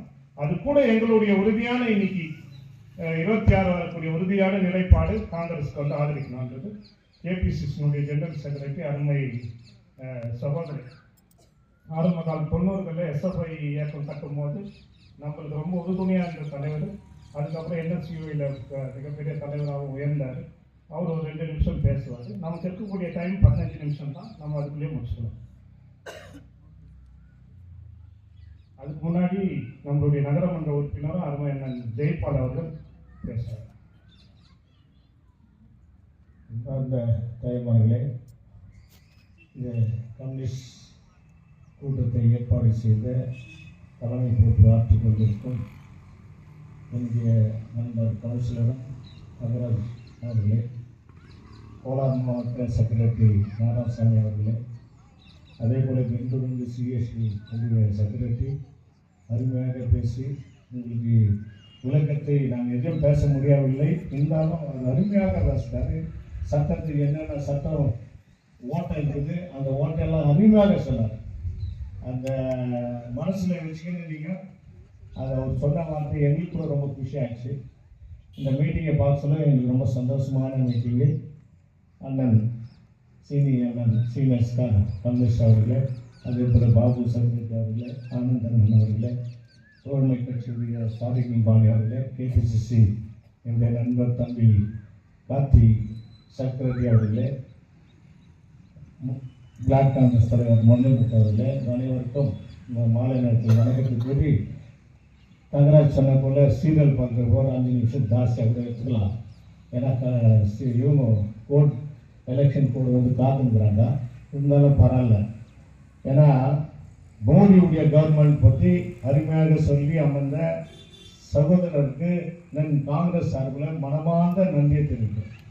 இது போல தத்துவத்தை யாரும் சொல்ல ரியல் சொல்கிறேன். எனக்கு இது ஒரு சந்தோஷமான மீட்டிங். ஒரு காலத்தில் கம்யூனிஸ்ட் காங்கிரஸ் ஆகாது, அது எல்லாருக்கும் தெரிஞ்ச விஷயம். கம்யூனிஸ்ட் காங்கிரஸ் தான் பெரிய கட்சியாக இந்த வீட்டில் தொழிலாளிகளுக்காக பாடுபட்டது கம்யூனிஸ்ட் கட்சி. அது யாரும் மறக்கக்கூடாது. தொழிலாளி வர்க்கத்துக்காக இன்னும் வாழ்ந்து கொண்டுக்கிறாங்கன்னா தலைவர் இவங்க தான். நம்ம ஐஎன்டிஸ் கூட இருந்துச்சு. ஐஎன்டிஸில் கூட நாங்கள் எதையும் எங்களால் முடிஞ்சது தொழிலாளிக்கு நல்லது தான் பண்ணிக்கிறோம் தவிர இதை கட்டுறது பண்ணலாம். அதே போல் தங்கராஜ் ஒரு கோரிக்கை விட்டார். அது உண்மையான வார்த்தை தான். இருந்தாலும் எங்கள் எம்எல்ஏக்கு சொல்கிறோம். இது ஆல்ரெடி என்னுடைய தம்பி கார்த்திக் என்னுடைய சிஷன் கூட சொல்லலாம், பெருமையாக சொல்லலாம். சின்ன வயசுலேருந்தே காங்கிரஸுக்கு உழைத்து காங்கிரஸ் கட்சி வளர்க்கறதுக்காக பாடுபட்டு இன்னைக்கு ஜெனரல் செக்ரட்டரி ஆகிற அளவுக்கு கேபிசிசியில் டெல்லியாவில் கூட லிங்க் இந்த வயசு மிஞ்சி போனால் ஒரு 45 வயசு இருக்கும், 40 வயசு இருக்கும். நான் கூட நீங்கள் எல்லாம் வயசாகிட்டு கூட நான் கட்சின்னு அப்படி தான் இருக்கிறோம். வேலை விட்டு கூட நான் எம்எல்ஏ வேலை விட்டு 2004 எம்எல்ஏ நின்று அப்போ நம்மளால தலைவரத்தில் இல்லை எம்எல்ஏன்னு விட்டுட்டோம். ஆனால் இப்போ இந்த கட்சி கூட்டத்துக்கு எதுக்காக இந்த கூட்டம், எதற்காக இந்த எலெக்ஷன் கூட்டம்ன்றது அழகாக சொன்னார். வாழ்க்கையிலே நம்ம ஒரே ஒரு தப்பு பண்ணோம்னா மோடியத்தினையும் வர வைக்கக்கூடாதுன்றது ஒரே ஒரு இதுதான். நீங்க மோடியை வச்சு இதுதான் லாஸ்ட் எலெக்ஷன், நாட்டிலேயே இதுதான் லாஸ்ட் எலெக்ஷன். அவர் வந்து ராஜா மகாராஜா போல இருந்துட்டு எல்லாத்தையும் அழிக்குவார். இதை நம்ம எல்லாம் கண் கொண்டு பார்த்துருக்கிறோம். இன்னைக்கு ஜிஎஸ்டி தோசை சாப்பிட்டா ஜிஎஸ்டி, உப்பு வாங்கினா ஜிஎஸ்டி, டீ குடிச்சா ஜிஎஸ்டி, ஒரு ஜூஸ் குடிச்சா ஜிஎஸ்டி. இந்த ஜிஎஸ்டி காசு எங்க போகுதுன்னு அருமையாக சொன்னார் அண்ணன், ரொம்ப அருமையாக சொன்னார். 25 முதலாளிகளுக்கு தான் அந்த போது அந்த காசு, தவிர தொழிலாளிகளுக்கு போல, ஏழப்பட்ட வர்க்கத்துக்கு போல அந்த காசு. இந்த காசெல்லாம் போய்கிறது பெரிய பெரிய முதலாளிகளுக்கு. யாரை வாய் வச்சுக்கிறார் மோடினா அவங்கள தான் வாய் வச்சுக்கிறார். இந்த கூட்டமானது கம்யூனிஸ்ட் கட்சி நம்மளுக்கு காங்கிரஸ் கட்சிக்கு பெருமை தேடி கொடுக்கும் ஒரு சப்போர்ட் இருக்காங்கன்னா நமக்கு இருக்கிற தலைவர்களுக்கு நான் நன்றி சொல்றேன். நீங்க கௌதம் ஒரு பட்டதாரி, நீங்க ஒரு வேட்பாளராக வந்துகிறார். அதுக்கு முன்னாடி அண்ணன் புத்தான சொன்ன போல காங்கிரஸ் எம்பியா இருந்தாரு, மாறுட்டு பிசாநாத். அதில் வந்து நான் சொல்ல போனா பாபு சாருக்கு தான் ரொம்ப பெருமை சேர முடியும். பல டைம் அந்த கோரிக்கையை வச்சு இன்னைக்கு அது ஆகிக்குது. ஆனால் பிஜேபி 10 வருஷத்துல 5 வருஷத்துல இந்த எம்பியை தேர்வு செய்யல. அதே போல மோடி 10 வருஷத்துல என்ன சேர்த்துக்கிறார், இது யாருக்குன்னா சொல்ல முடியுமா? இல்லை மோடியை சொல்ல முடியுமா? சொன்னார் ஃபைனான்ஸ் மினிஸ்டருடைய ஃபர்ஸ்ட் டிக்ளேர் பண்ணது அவருடைய கணவர் தான். எலெக்ஷனுடைய பத்திரங்கள் கோடி கணக்கில் லூட்டி வச்சுக்கிறது யாருன்னா அவங்களுடைய கணவர் தான் சொன்னார். நாடு நாசம் ஆயிடும்.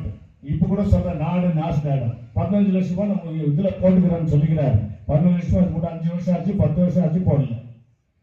2 கோடி ஜனங்களுக்கு வேலை வாங்கி தரேன். 2 கோடி ஜனம் இல்லை, 10,000 பேர் கூட வேலை வாங்கிக்கிறாங்க. 10,000 பேர் கூட வேலை இல்லாத சூழ்நிலையில் இன்னைக்கு உருவாக்கி கொண்டிருக்கோம். வெறும் நம்ம ஒரு லோன் வாங்கிட்டோம்னா, ஒரு 50,000 லோன் வாங்கிட்டு பேங்க்ல லோன் வாங்கிட்டோம்னா, ஒரு 2 மாசம் 3 மாசம் கட்டலன்னா நம்ம கிட்ட போலீஸ் அனுப்புறான் மேனேஜர், நம்ம வீட்டுக்கிட்ட தொந்தரவு கொடுக்குறான். கோடி கணக்கில் கடன் வாங்கி அந்த கடத்தை தள்ளுபடி செய்த மோடி இன்னைக்கு மீண்டும் அவங்கள தான் வளர்த்துக்கிறாங்க. ஏழைப்பட்டது அவர்கள். இன்னைக்கு யாரும் நம்ம லோன் வாங்கிட்டா நம்ம வீட்டுக்கிட்ட வந்து போலீஸ் வருது. இதெல்லாம் பார்க்க சொல்ல சகோதரர்கள் சொன்ன போல நீங்க எல்லாம் தயவு செஞ்சு இந்த டைம் இந்த கூட்டம் வந்து அவங்க கூட எங்க காங்கிரஸ் எதிர்ச்சவங்க தான். தப்புங்க இருந்தால் தப்பை தட்டி கேட்கறது ஒரே ஒரு கம்யூனிஸ்ட் கட்சி தான். அதை நான் பாராட்ட வேண்டிய விஷயம். இந்த நேரத்தில் நாடு காப்பாற்றணும், நம்மளுக்கு கட்சி முக்கியம் இல்லை, மக்களை காப்பாற்றணும், ஊரை காப்பாற்றணும், நாடை காப்பாற்றணும். நாடு மறுக்கிற அக்கறை தான் இன்னைக்கு கம்யூனிஸ்ட் கட்சியும் காங்கிரஸ் கட்சியும் அலைன்ஸ் கொடுக்குறோம். கேண்டிடேட் வெளியே வைக்கணுன்ற எண்ணத்தில் இந்த கூட்டத்தை ஏற்பாடு பண்ணிக்கிறாங்க. இந்த கூட்டத்துக்கு ஏற்பாடு பண்ண டைம் இல்லாததுனால நம்ம அதிகம் பேசலாம். நாங்கள் திரும்ப மாடு வேணாம் மீட்டிங் போட்டு வரோம். என்னுடைய எம்எல்ஏ சகோதரி ரூபா நிறைய வேலை செய்திருக்கிறாங்க. அந்த சேவை இங்கே கூட நாங்கள் அந்த இடத்துல மீட்டிங் போட்டு இவங்ககிட்ட பர்மிஷன் வாங்கி ஒரு 3 வார்டுடைய சேர்ந்து ஒரு மீட்டிங் போடுறோம். அப்போ எல்லா விஷயத்தையும் கொடுக்குறோம். மக்கள் என்னென்ன மோசம் பண்ணிக்கிறாங்க இதெல்லாம். ஆனால் இதை வந்து இந்த கூட்டத்துக்கு ஏற்பாடு செய்த தங்கராஜ் அவர்களுக்கும், அண்ணன் சீனி அவர்களுக்கும், பாபு அவர்களுக்கும், செக்ரட்டரி நாராயணசாமி அவர்களுக்கும் நான் மனமார்ந்த நன்றியை சொல்லி எங்களுக்கு இந்த சப்போர்ட் கொடுத்துக்கிறது. எப்பவுமே நாங்கள் உங்க கூட நிற்கவும், நீங்களும் எங்க கொடுக்கணும். நாட்டுக்காக, நாட்டு மக்களுக்காக நாமெல்லாம் ஒன்னா சேர்ந்து போராடுவோம் என்று சொல்லி இந்த ஓட்டு 26ஆம் தேதி நீங்க கை சிம்பத்துக்கு ஓட்டு போடணும். கை சிம்பத்துக்காக மனசு இருந்து மனம் விட்டு ஓட்டு போடணுன்றதுதான் எங்களுடைய வாடிக்கை. ஏன்னா நீங்க கம்யூனிஸ்ட், இந்த கம்யூனிஸ்ட் அறவை சுற்றி போடாத நீங்க எதுக்கும் எதிர்பார்த்துக்க. ஆனா இருந்தாலும் உங்ககிட்ட கைகளை வணங்கி உங்க கால்களை தொட்டு கேட்கிற காங்கிரஸ் ஒரு ஓட்டு இந்த டைம் கொடுத்தீங்கன்னா ராகுல் காந்தியை வந்து நம்ம பிரைம் மினிஸ்டர் பண்ண முடியும். இந்த கோரிக்கையை வச்சு நீங்க நாடை காப்பாற்றுங்க, இந்த வீடை காப்பாற்றுங்க, இந்த ஊரை காப்பாற்றுங்க. செக்ரட்டரி அண்ணன் மீனாட்சி சுந்தரம் அவர்களே, டிஸ்ட்ரிக்ட் செக்ரட்டரி அண்ணன் காந்திநகர் நாராயணசாமி அவர்களே, காமராஜ் தங்கராஜ் அவர்கள், அவரு காலேஜ்ல விபி எலெக்ஷன்ல நின்னப்போ நானும் கிளாஸ் ரெப்ரசன்டேட்டிவ் வந்து அவருக்கு ஓட் போட்டு அவருக்கு ஜெயிக்க வச்சுக்கிறேன். நானும் அவருக்கு கூட சப்போர்ட்டா நின்றுந்தப்போ. அதே மாதிரி காம்ரேட் சீனியன் அவர்களே, காம்ரேட் ஏஆர் பாபுவன் அவர்களே, காம்ரேட் ஆனந்தராஜன் அவர்களே, டிஎம்கே பார்ட்டிக்கு சார்ந்த அண்ணன் சாரங்கபாணி அவர்களே, பெருமாள் அண்ணன் அவர்களே, காங்கிரஸ் பேரியக்கத்தின் தலைவர் அண்ணன் மதன்முத்து அவர்களே, என்னோட அரசியல் குருவுமான தலைவர் ஜெய்பால் அவர்களே, எஸ்வி சேகர் அவர்களே, ரொம்ப தெளிவா பேசினாரு. நான் ஒன்னே சொல்றேன், அண்ணன் சொன்ன மாதிரி 2 பேருக்கு ரொம்ப இம்பார்ட்டன்ட் யூஸ் ஆச்சு. அதானியோட சொத்து 2014 25,000 கோடி இருந்துச்சு. இன்னைக்கு அதானியோட சொத்து 7,50,000 கோடிக்கு சேர்ந்துக்குது. நம்மள எல்லாரோட பணத்தை பிடுங்கி அதானிக்கு அம்பானிக்கு நரேந்திர மோடி கொடுத்துக்கிறாங்க. இவங்களோட அஜெண்டா மனுஸ்மிருதி. இவங்களோட யூனிவர்சிட்டி கிட்ட நாக்பூர்ல RSS யூனிவர்சிட்டி, அவங்களோட திட்டம் என்னன்னா நம்மள குலாம்கிரி சிஸ்டம்ல வைக்கணும், கான்ஸ்டிடியூஷனை சேஞ்ச் பண்ணணும், நம்மள வந்து இன்னும் குலாமா வச்சு கார்பரேட்க்கு குலாமா வைக்கணும்ன்றது தான் அவங்களோட மனஸ்துதிய. அவங்க வந்து அந்த RSS யூனிவர்சிட்டினா இது நாக்பூர்ல அவங்க என்ன சொல்றாங்களோ அது மாதிரி நடந்துக்கிறது தான் நரேந்திர மோடி. சொந்த புத்தியும் இல்லை, சுய புத்தியும் இல்லை நரேந்திர மோடிக்கு. அதே மாதிரி இங்க எல்லாருக்கும் உங்களுக்கு 2000 ரூபாய் வந்துருக்கு இல்லையா? நெக்ஸ்ட் சென்ட்ரல்ல காங்கிரஸ் அரசாங்கம் வந்துச்சுன்னா அந்த 2000 ரூபாய் கூட 8,300 ரூபாய் சேர்த்து 10,300 ரூபாய் உங்களுக்கு வருது. இது வந்து ராகுல் Gandhi Mallikarjun கர்கே guarantee card sign பண்ணி எல்லாருக்கும் சொல்லிக்கிறாங்க. அதே மாதிரி யங்ஸ்டர்ஸ்க்கு பச்சை வாலிபர்களுக்கு வருஷத்துக்கு 2 கோடி பேருக்கு வேலை வாய்ப்பு தரேன்னு சொன்ன நரேந்திர மோடி பச்சை வாலிபர்கள் வேலை கேட்டா பக்கோடா வைங்க, பக்கோடா வித்து கூட பொழிச்சுக்கலாம், உங்களுக்கு வேலை வாய்ப்பு இல்லைன்ட்டு பப்ளிக் செக்டர்ஸ் எல்லாம் பிரைவேடைஸ் பண்ணி இன்டைரக்டா டைரக்டா ரிசர்வேஷன்ஸ் எடுத்தா பெரிய போராட்டம் நடக்கும். இன்டைரக்டா பிரைவேடைஸ் பண்ணி நம்மளுக்கு ரிசர்வேஷன் இல்லாம வேலை வாய்ப்பு நம்ம வாலிபர்களுக்கு கிடைக்காம பண்ணுகிற சர்க்கார் தான் பிஜேபி சர்க்கார். அதனால நான் உங்களை எல்லாரையும் கை கும்பிட்டு கேட்டுக்கிறேன். கௌதம் அடிமட்டத்திலிருந்து NSU ஸ்டூடெண்ட் காங்கிரஸ்ல இருந்து வந்தவர், ஸ்டூடெண்ட் காங்கிரஸ் யூத் காங்கிரஸ்ல இருந்து இன்னைக்கு டிஸ்ட்ரிக்ட் காங்கிரஸ் பிரசிடென்டா கேபிசிசி ஜெனரல் செக்ரட்டரியா வேலை செஞ்சுக்கிறாரு. பிஇ பட்டதாரி. தயவுசெய்து 26ஆம் தேதி சீரியல் நம்பர் 1 கை சின்னத்துக்கு கேவி கௌதமுக்கு வாக்களித்து நீங்க எல்லாம் ஆசீர்வாதம் பண்ணணும் கேட்டுக்கொள்கிறேன். ஜெய்ஹிந்த், ஜெய் காங்கிரஸ். மார்க்சிஸ்ட் கம்யூனிஸ்ட் கட்சியினுடைய மாவட்ட செயலாளர் கருமத்தோடு காந்தி நகர் நாராயணசாமி அவர்கள் ஒரு சிறிய உரையாற்றுவார்.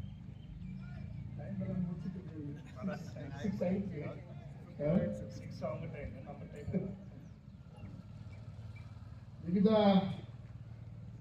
ಪ್ರದೇಶಗಳಿಂದ ಈ ಒಂದು ಸಿಪಿಎಂ ಪಕ್ಷದ ರಾಜಕೀಯ ಸಮಾವೇಶಕ್ಕೆ ಬಂದಿರತಕ್ಕಂಥ ಎಲ್ಲ ನನ್ನ ಆತ್ಮೀಯ ಅಕ್ಕ ತಂಗಿಯರೇ, ಈ ವೇದಿಕೆಯಲ್ಲಿ ಕುಳಿತಿರ್ತಕ್ಕಂಥ ಕಾಂಗ್ರೆಸ್ ಪಕ್ಷದ ಮುಖಂಡರೇ, ನಮ್ಮ ಪಕ್ಷದ ಮುಖಂಡರೇ, ನಾನು ಕಮ್ರೇಡ್ ಟಿ.ಎಸ್. ಮಣಿ ಅವರ ಕಾಲದಿಂದನೂ ಇಲ್ಲಿಗೆ ಬರ್ತಾ ಇದ್ದೀನಿ. SFI ಇದ್ದಾಗಲಿಂದನೂ ಕಮ್ರೇಡ್ TS. ಮಣಿ ಅವರು ಎಲೆಕ್ಷನ್ ನಿಲ್ತಾ ಇದ್ದಾಗ ಇಲ್ಲಿ ಕ್ಯಾಂಪೇನ್ ಬರ್ತಾ ಇದ್ದೆ ಡೈಲಿನೂ, ಮತ್ತೆ ಇಲ್ಲೇ ಉಳ್ಕೊಳ್ತಾ ಇದ್ದೆ ಎಲೆಕ್ಷನ್ ಕ್ಯಾಂಪೇನ್ ಅಲ್ಲಿ.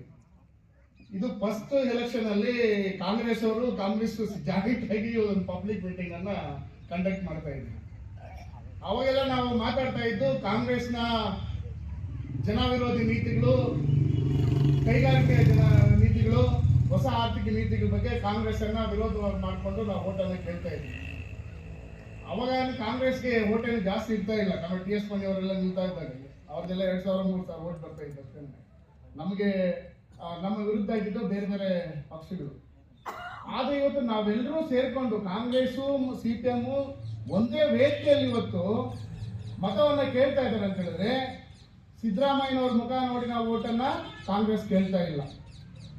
ಇಲ್ಲ ನಮ್ಮ ರೂಪಾ ಮೇಡಮ್ ಅವ್ರ ಮುಖ ನೋಡ್ಕೊಂಡು ಇಲ್ಲಿ ಕಾಂಗ್ರೆಸ್ ಓಟ್ ಹಾಕಿ ಅಂತ ಕೇಳ್ತಾ ಇಲ್ಲ. ಯಾರ ಮುಖ ನೋಡ್ಕೊಂಡು ನಾವು ಓಟ್ ಕೇಳ್ತಾ ಇರೋದು? ಇವತ್ತು ಮುಖಗಳನ್ನ ನೋಡ್ಕೊಂಡು ಓಟ್ ಕೇಳ್ತಾರಂತ ಪ್ರಶ್ನೆ ಅಲ್ಲ. ಇವತ್ತು ದೇಶ ಅತ್ಯಂತ ಗಂಡಾಂತರಕಾರಿ ಸ್ಥಿತಿಯಲ್ಲಿದೆ. ಇವತ್ತು ರೈತರು ಬದುಕಲಿಕ್ಕೆ ಆಗ್ತಾ ಇಲ್ಲ, ಕಾರ್ಮಿಕರು ಬದುಕಲಿಕ್ಕೆ ಆಗ್ತಾ ಇಲ್ಲ, ಯುವಕರು ಬದುಕಲಿಕ್ಕೆ ಆಗ್ತಾ ಇಲ್ಲ.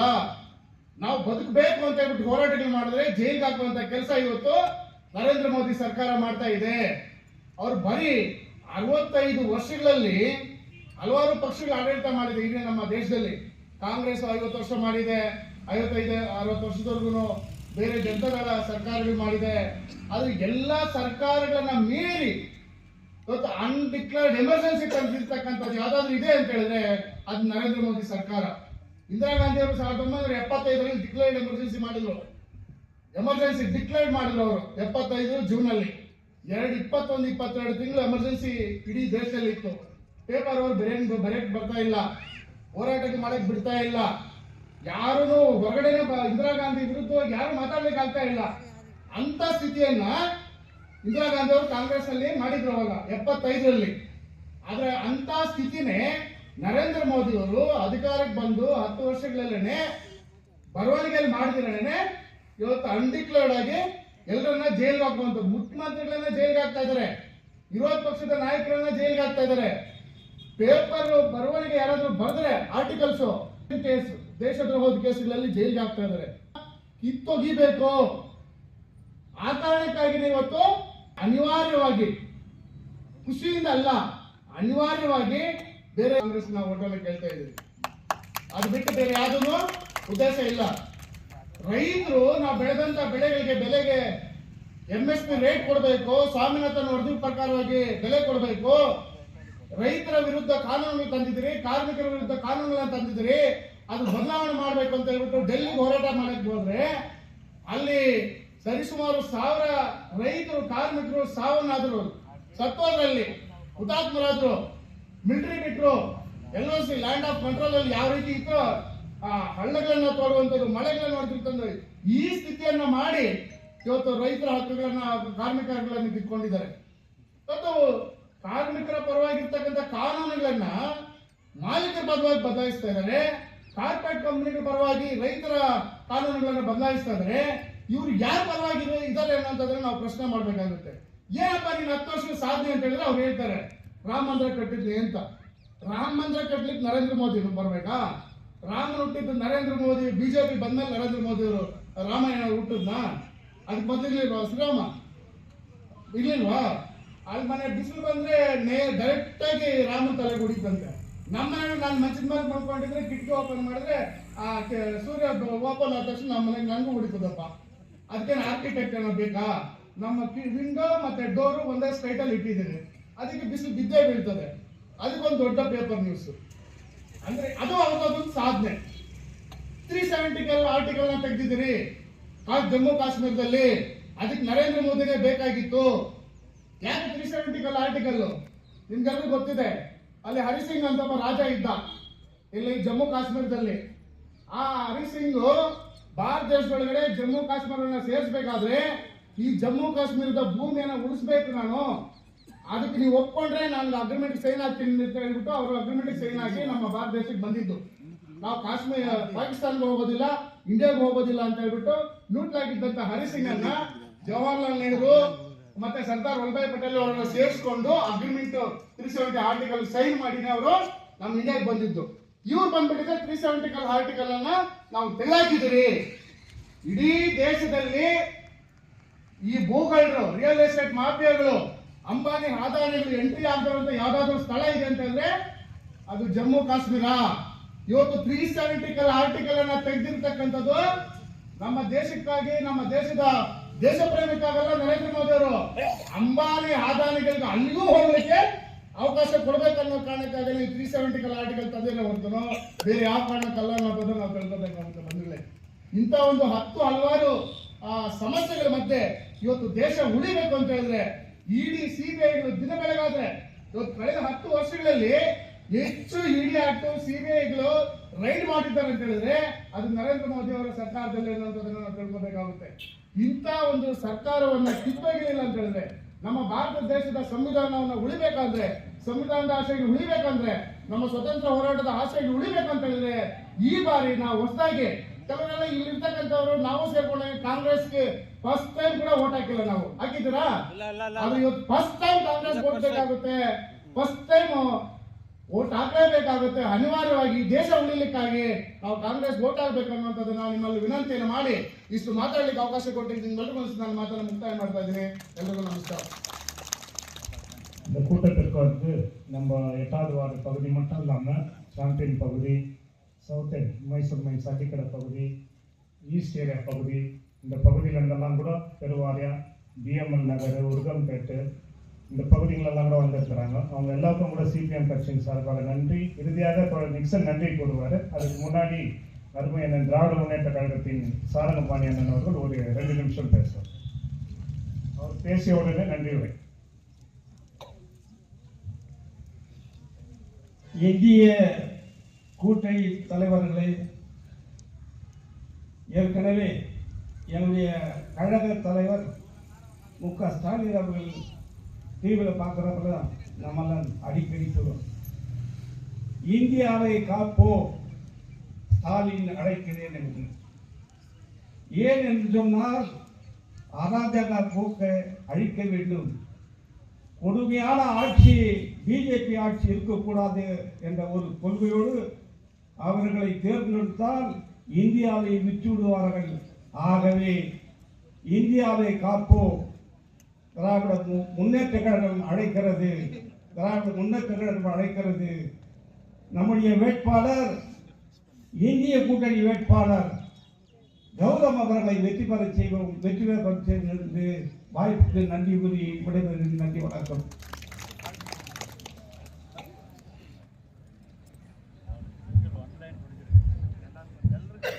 அன்பார்ந்த தாய்மார்களே, பெரியவர்களே, வாலிப நண்பர்களே, இவ்வளவு நேரம் இந்த பொதுக்கூட்டம் எதற்காக, நாம் எதற்காக ஓட்டு போட வேண்டும், நம்மளுடைய உரிமைகளை பாதுகாத்துக் கொள்ள வேண்டும், நம்மளுடைய பிள்ளைகளின் வாழ்க்கையை பாதுகாத்துக் கொள்ள வேண்டும்.